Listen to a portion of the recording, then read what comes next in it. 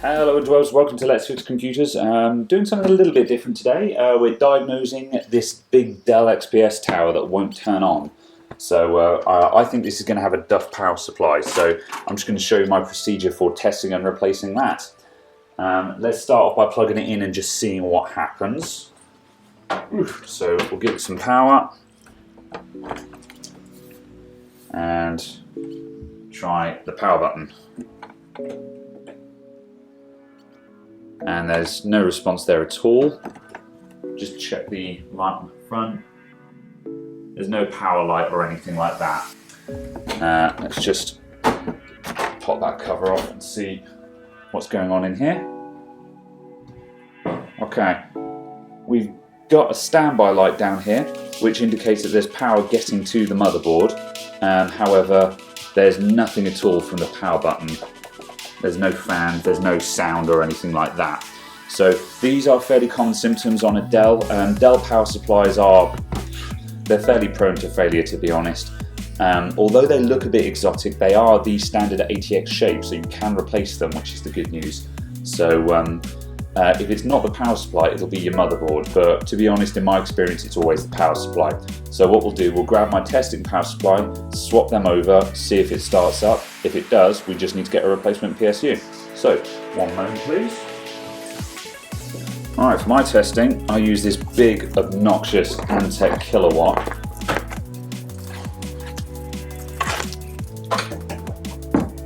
And the reason why I use this big, enormous thing is because kilowatt power supplies are so obnoxious that if your computer won't start with one of these attached to it, then the power supply is not your problem. So it just eradicates any chance that it's underpowered or whatever. Right, let's pull that out. Now we've got to do a little bit of digging in the rat's nest of these computers here. So let's just undo these cable tidy clips, and we'll pull out these SATA leads just to get those out of the way. Right, so we've got the ATX power cable here, and then the awkward one is the auxiliary connector, which is down here. Let's just see if we can get a view on that. There we go, you can just see it there.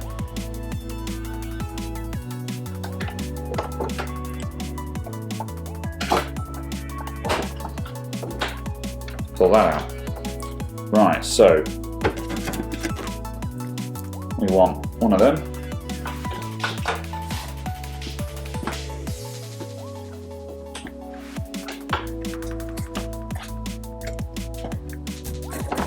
And we want one of these.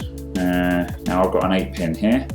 The giveaway for which one you need to plug in is the extra 4 pins all have cut corners. The original one has 2 squares.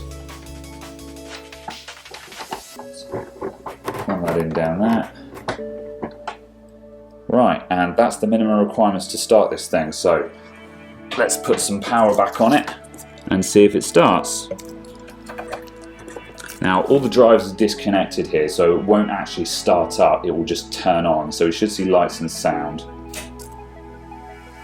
Right, standby, and wah, wah, wah, wah.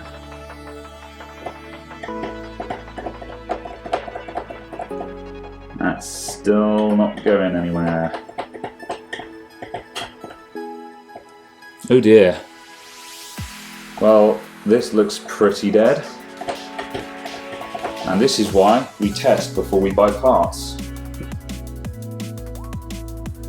Alright, let's just make absolutely certain there. We've got auxiliary power, we've got main power, and we haven't disconnected the power button or anything stupid like that. No. Well, it looks like the motherboard has gone, which is game over for this computer, which is not as bad as it would appear. I mean, it's a Dell XPS, which would normally be very good, but this is a very low-end XPS. It's pretty old, it's a Vista rig, and it's got a pretty grotty old looking graphics card in it, so this is not as tragic as it might initially seem, so whatever. Too bad. It's time for a new computer here, I believe. Well. So if it had turned on just then and we had seen the fan spin up and things like that, the next procedure would have just simply be to undo the 4 screws at the back here, pull this fella out, drop a new ATX power supply in. As aforementioned, although this one looks a little bit exotic with its power cables coming out at funny angles and things like that, you can drop a standard aftermarket ATX power supply into it. It's just all the cables come out the back instead of some of them coming out the bottom here. So yeah, if your one does start up, get yourself like, I don't know, well, a 350 or 420 watt power supply, drop that in there and you'll be fine. So yeah, this one was a bust, but hopefully your one won't be. Thank you very much for watching. I'll see you all next time.